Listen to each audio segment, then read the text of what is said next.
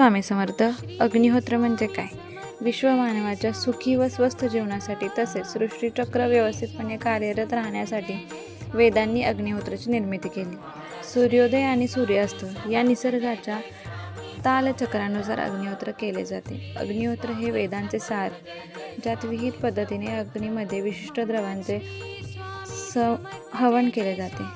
वातावरण शुद्ध करून सर्व पर्यावरण पुष्टीदायक तत्वांनी भरून निसर्गाच्या ऊर्जा चक्रांना गतिमान करून मानवी मन, शरीर, प्राणी, वनस्पतीजन्य जीवन यांच्या संतुलित विकासासाठी वातावरण निर्माण करण्यासाठी अग्निहोत्र ही एक अत्यंत प्रभावी प्रक्रिया केली जाते.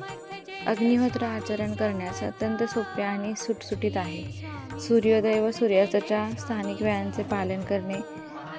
पिरॅमिड प्रमाणे तांब्याचे पात्र घेऊन त्याच्यामध्ये ज्या गोवऱ्या आहेत त्या मांडायच्या.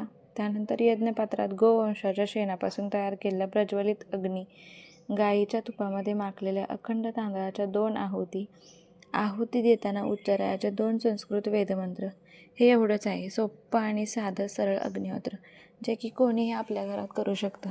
त्यामुळे काय होतं, घरामध्ये सुख शांती येते, समाधान येतं, जी निगेटिव्हिटी आहे ती दूर जाते आणि पॉझिटिव्हिटी घरामध्ये येते. ह्याच्यासाठी काय तयारी करायला लागेल? पहिले तर अग्निहोत्र करण्यासाठी स्वच्छ स्थान निवडा.